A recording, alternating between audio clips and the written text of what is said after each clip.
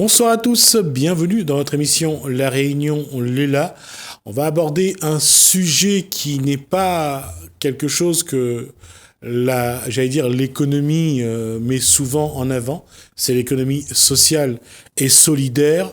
On va voir qu'à La Réunion, il y a quand même quelques structures qui essayent d'abord de mettre en place des bases, d'avoir une vraie structuration pour exister, ce qui n'est pas simple. On en parle dans Causement Réunionnais.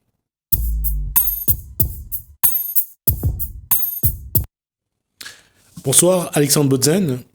Bonsoir. Alors, quand on parle d'économie sociale et solidaire, est-ce que ceux qui sont chefs d'entreprise, ceux qui essayent de créer quelque chose, savent plus ou moins ce que c'est ? Je pense pas, puisque l'économie sociale et solidaire, c'est tout récent. On en parle il y a peut-être 2 ou 3 ans. Mais au niveau des entreprises, ce n'est pas le cas, puisqu'on n'utilise pas les mêmes moyens, qu'ils soient financiers, matériels ou humains.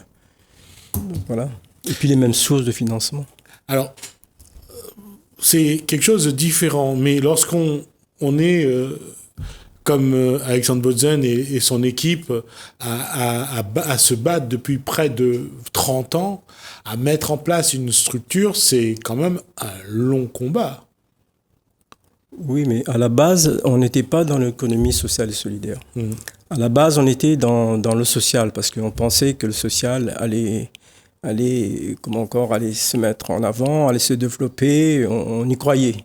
Pourquoi ? Parce que on avait un public vraiment éloigné de tout système, dans tout dispositif. Donc nous on est parti vraiment sur le social. Alors sur le social, parce que Alexandre Botzen, c'est d'abord un sportif, c'est lui qui a été à l'athlétisme, il a été au club de basket, il a fait d'autres activités. Oui, en fin de compte,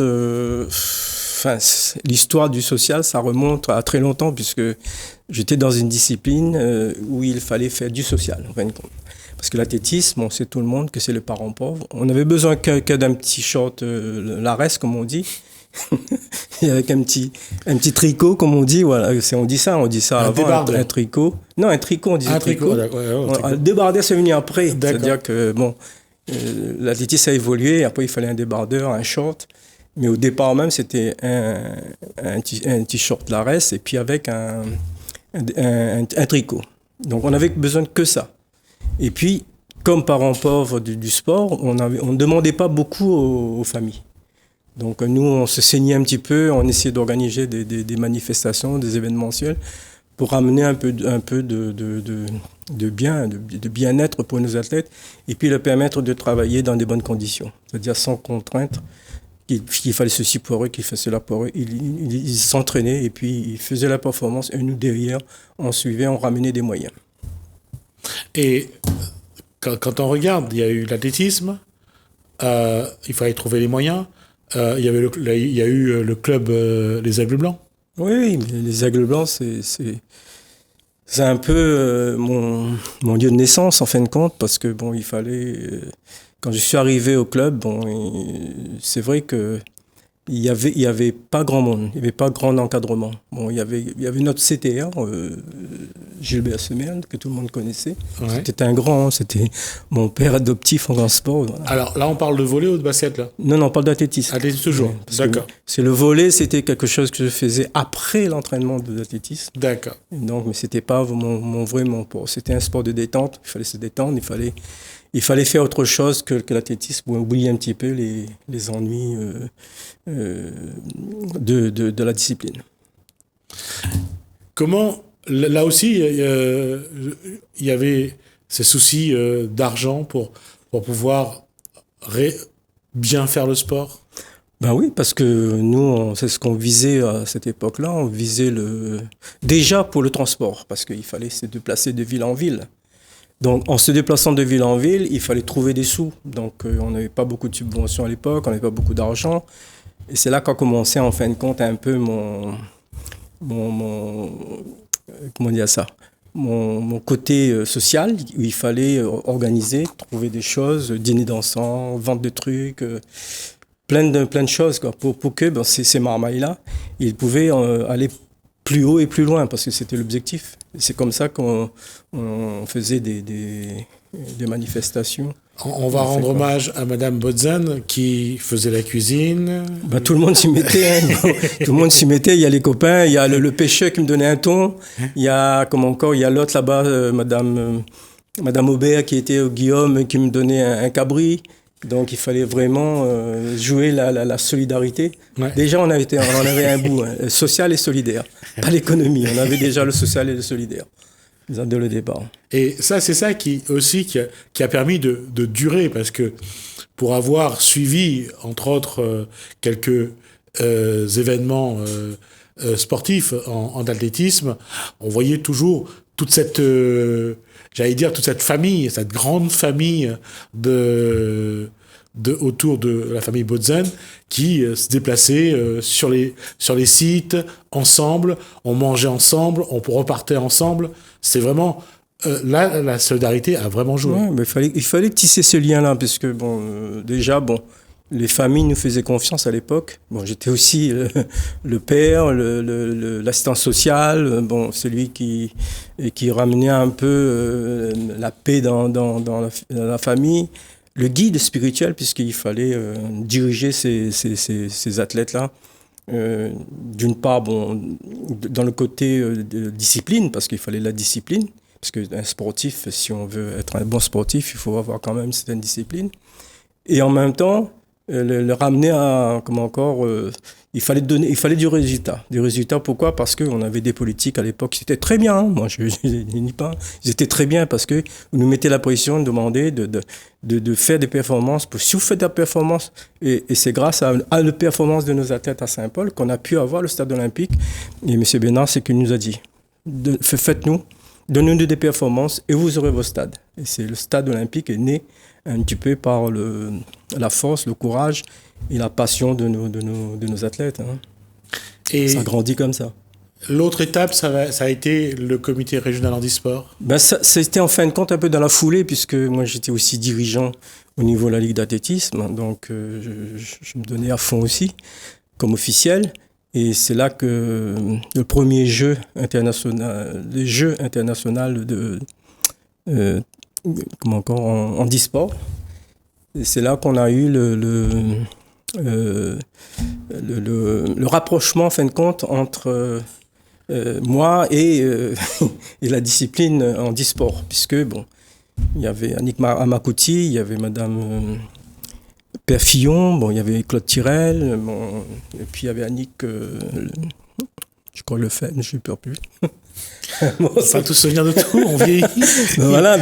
donc tout ça, c'est des gens que j'ai connus, qui m'a plu parce qu'ils étaient vraiment, comme moi, passionnés de ce qu'ils faisaient. Et puis je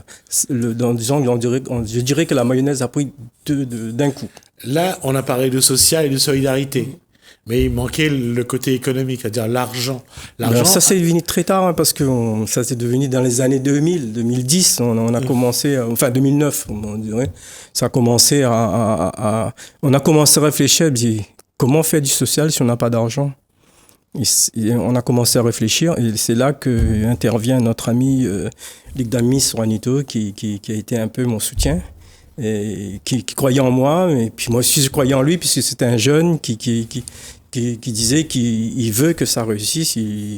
Donne-lui ce dossier-là, lui apporter ce dossier-là. Et c'est là qu'on a commencé à travailler sur le côté économique.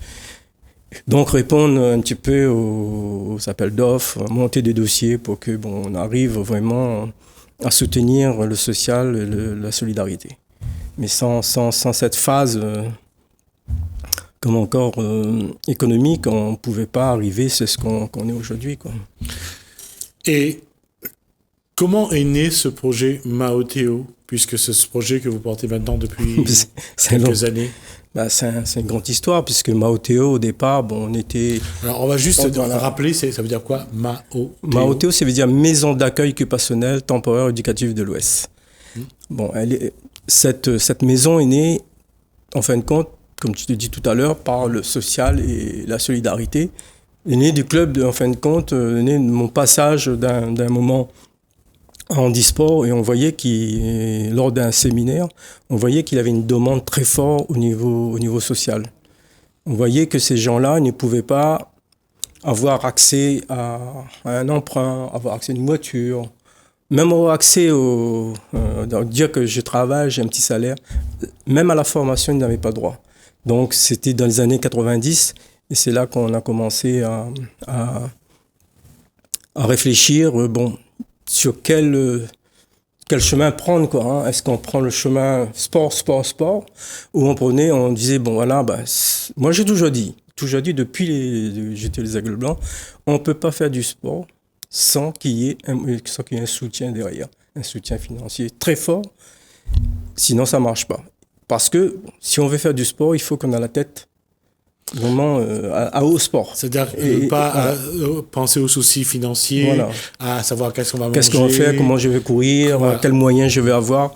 À l'époque, c'est un fauteuil de course, 3 500 €, hein, donc il fallait trouver de l'argent et c'était pas financé. Donc aujourd'hui, on commence à avoir du financement, mais avant, c'était pas financé. Mais à partir de là, on s'est orienté on a dit, on va réfléchir. On a commencé à prospecter des terrains, pour dire comme ça. Je pensais sincèrement que l'agriculture, c'est-à-dire l'agriculture en général, l'élevage, pouvait être un moyen plus facile d'accéder à une formation et puis à un travail. Parce que personne à l'époque n'en voulait très trop bien l'agriculture. L'agriculture, c'était vraiment quelque chose où c'est de la terre, on ne veut pas mettre sa main dedans, un truc. Il y avait tout ça. Parce que la terre travailler la terre, c'était un petit peu le métier des pauvres. Le métier des pauvres, voilà. C'est comme la mécanique, c'était pareil. On met la main dans le cambrouille, un métier manuel. Ouais. C'était pas ça. Tout le monde voulait être. Avoir cravate, belle chemise. Et surtout travailler dans la mairie. Moi, on me disait parce que nous, on a offert des gens des contrats pour venir travailler chez nous, et ils ont refusé parce qu'ils disaient la mairie m'a promis quelque chose. Oui, parce qu'à la mairie, il n'y a pas la même pression, il n'y a pas la même exigence. Et si on est bien avec... on est dans le bon camp politique, c'est plutôt tranquille. Il y a beaucoup qui se sont mordus le doigt quand même, parce que quand ils ont vu que nous, aujourd'hui, tout le chemin qu'on a fait, et qu'on avait dit, c'est ce qu'on a... Enfin, à l'époque, on avait dit ça, et on a fait ça, quoi. Donc, on ne sait pas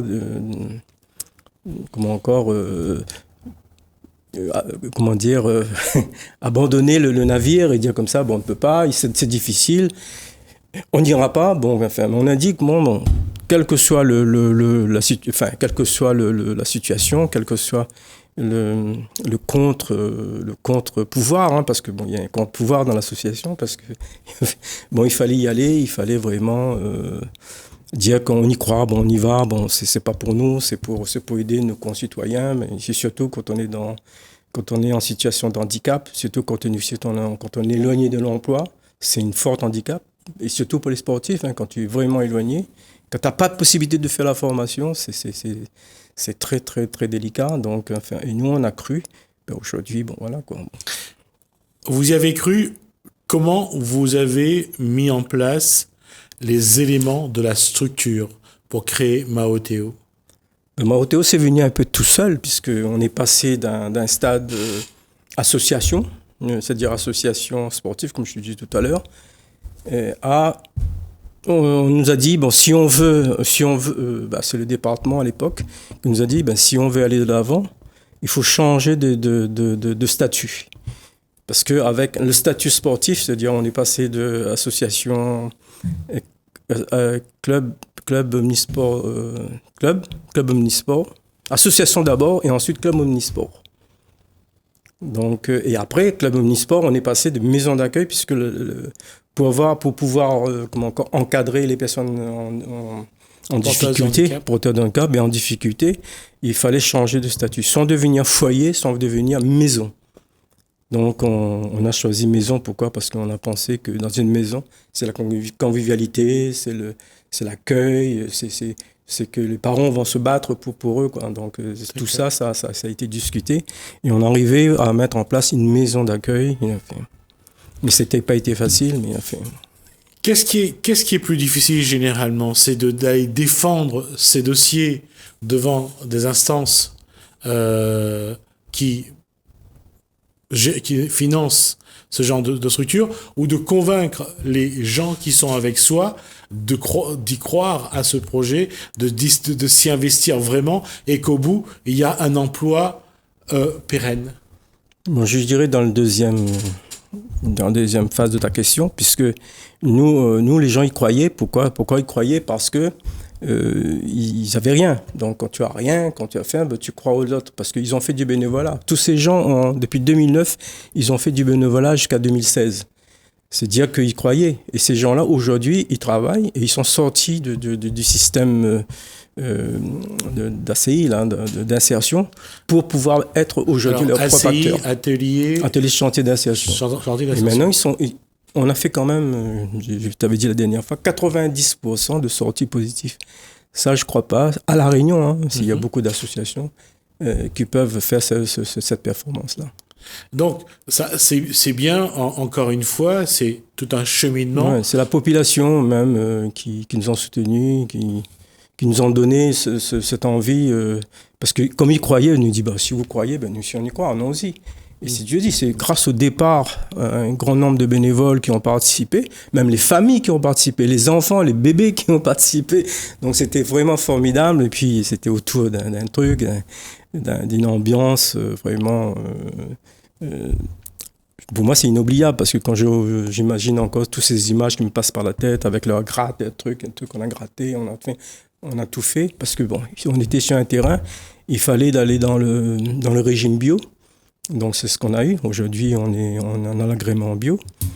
Donc on a fait. Et c'est plus compliqué. Par contre, je remercie aussi les administrés de différentes collectivités, puisque c'est eux qui nous ont donné, qui nous ont guidés, qui nous ont vraiment aidés à arriver là où on est, parce que c'est beaucoup de conseils, malgré qu'on n'a pas eu de l'argent, mais on a eu ces conseils, mais on est parti plus haut, plus loin. Donc voilà, tu vois l'État, on a répondu aux appels d'offres. Bon, tout ça, ça nous a permis de rester debout. Aujourd'hui, on est fiers parce qu'on est capable aujourd'hui d'aller chercher de l'argent de l'Europe, l'argent de l'État, l'argent de tout le monde en fin de compte. Mais sauf qu'après, après le résultat, c'est autre chose, parce qu'il y en a on a eu des prix, mais malgré qu'on a eu des prix, c'était pas évident d'avoir des prix, les aides financières, tu vois, régionales. Donc c'est ça qui est un peu dommage, parce que j'ai vu aujourd'hui qu'on va financer, je sais pas quoi là, au niveau région, on va financer je sais pas quoi. Et or que nous, ça fait depuis 2009, on demande, on n'en touche rien. Or que c'est de l'emploi, c'est de la formation, mais ça compte pas. Mais par contre, on va financer la fête. Bon, ça c'est bon. On finance la fête. Bon, voilà. Alexandre Bozen, aujourd'hui, la Maoteo est là. C'est une étape qui a été franchie. Le terrain est à 3 bassins. On est sur 3 sites. Ouais. On est sur la site de la raffinerie à Saint-Paul, Savannah, juste à côté. On est sur la saline, Cochemao. Là, c'est là qu'a tout démarré, toutes nos aventures.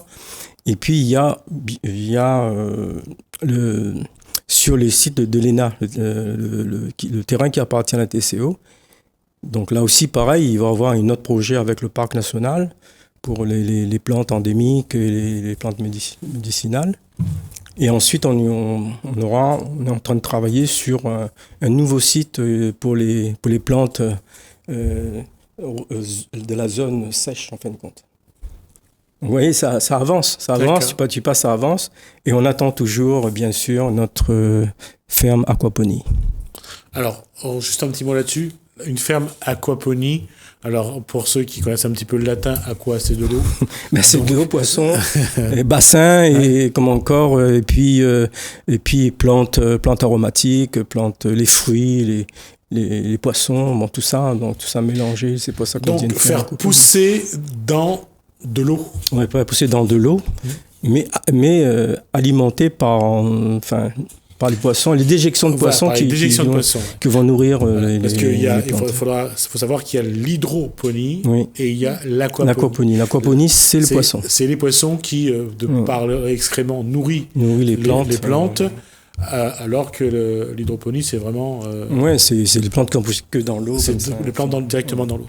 Donc, c'est deux concepts, en tout cas, qui sont en train, en tout cas à l'aquaponie, c'est un concept que vous avez, que Mao Ben, on a eu le financement, tout, hein, on a eu tout le financement, mais là on attend simplement une autorisation qui n'arrive, ça fait 3 ans qu'on attend cette autorisation, qui je pense que va venir, hein, on a grand espoir, hein, je pense qu'il y a des gens qui m'écoutent là, et ils croient aussi au projet là, parce que c'est un projet, en fin de compte, bon, qui est l'affaire de tous, hein, c'est pas l'affaire soit de Bodzan Alexandre, hein, pas du tout, hein, parce que nous on milite, on est des militants associatifs, on milite pour une cause, hein, donc c'est faire travailler les gens, c'est former les gens, c'est donner à une famille la possibilité au moins un jour d'avoir un salaire, un projet de vie, tu vois, une maison et tous les trucs. De toute façon, Alexandre Bodzan, on va vous accompagner médiatiquement parlant, on va vous suivre tout au long de cette année, on verra un petit peu comment le projet se concrétise, on verra aussi le travail qui a déjà été fait sur Kochmao, non, c'est ça? Oui, Kochmao. Et on verra comment j'allais dire, la permaculture, parce que c'est le terme. Oui, parce que la permaculture, comme on dit, hein, c'est planter là où il y a fait sans bouger voilà, les choses. Mais malgré ça, on a eu des difficultés parce que pendant une année, on a essayé de faire pousser des choses sur le terrain, comme on dit, dans la permaculture, mais ça n'a pas marché. Ouais. Et donc, il fallait quand même amener. Donc, on a perdu une année.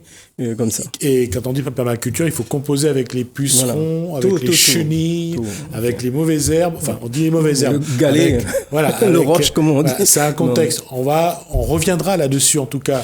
On viendra un petit peu plus en détail sur la permaculture, comment ça s'est passé. On ira faire les images sur la plantation et on reviendra avec Alexandre Bodzan. On a un très bon technicien actuellement sur là où il en est qui a réussi. Au jour d'aujourd'hui à tout faire pousser. Donc ça veut dire que quelque part, là pareil, il fallait le choix peut-être au départ, on n'a pas pu faire la bonne personne, mais c'est très compliqué de trouver maintenant des vrais techniciens, de bons techniciens, c'est pas évident. Tout est compliqué.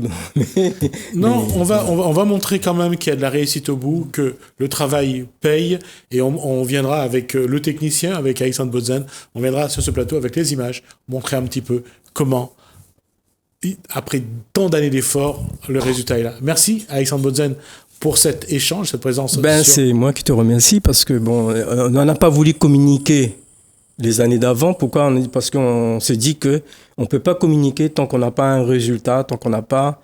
Et le résultat, c'est quoi? Comme je dis, c'est le prix pas le prix, on était lauréat de Dom-Tom 2016, on avait le prix de l'utilité sociale le 9 décembre et le prix de la SAS régionale le 9 décembre aussi. Donc, vous voyez, quelque part, ça a payé, mais dans le silence. Et ce qui est encore plus important, c'est que pendant le premier confinement, c'est le nombre de paniers de légumes qu'on a offert, que vous avez offert au CCAS et puis à l'épicerie sociale de Saint-Paul. Ouais. Donc voilà, pour montrer que ce résultat est là et que le travail apporte des résultats. Merci Alexandre Bodzan. C'est moi qui te remercie. Pour cet échange. Merci à Créole FM, Télé Créole. Merci à vous de nous avoir suivis. Merci Hélène, merci François. Je vous dis à bientôt.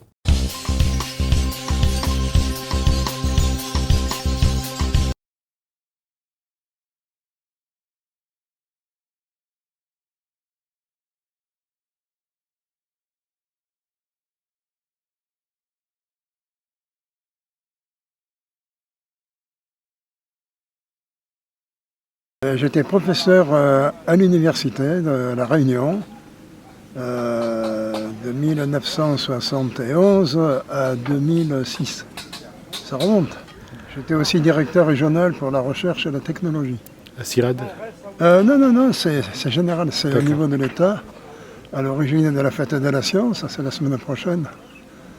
Science à Réunion aussi, etc. Et de la Plamédome.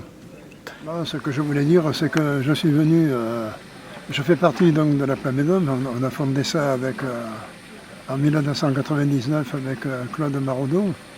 Il y a un gros volet qui est le herbage, les herbages pays, bien évidemment.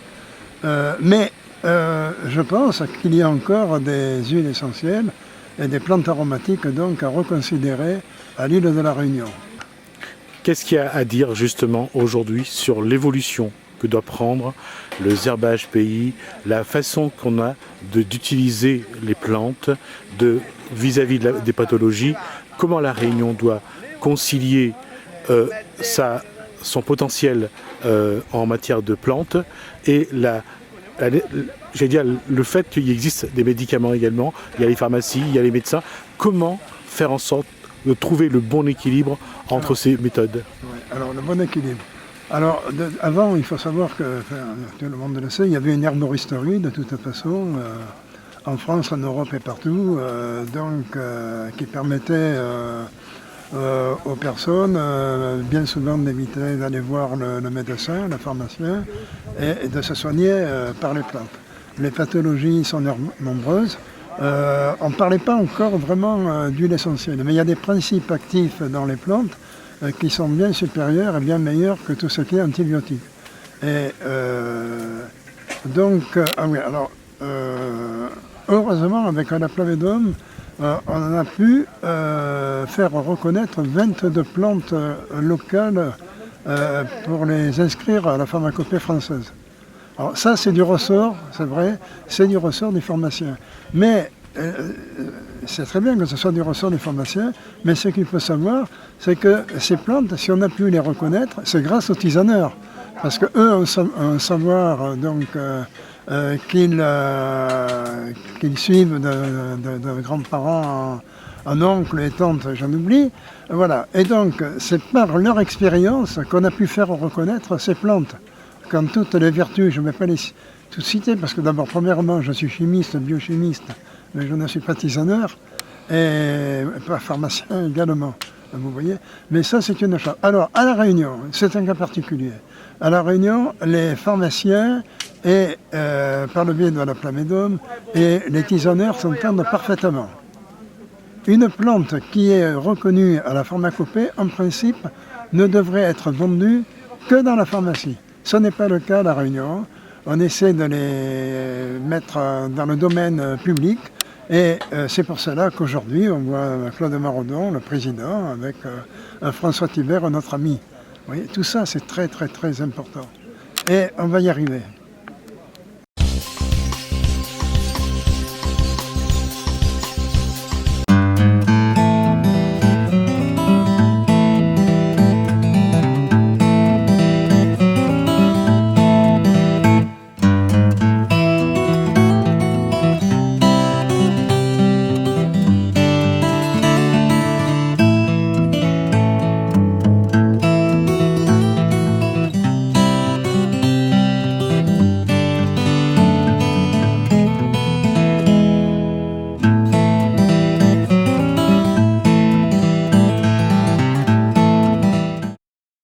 Mirapartage, c'est une association socio-culturelle.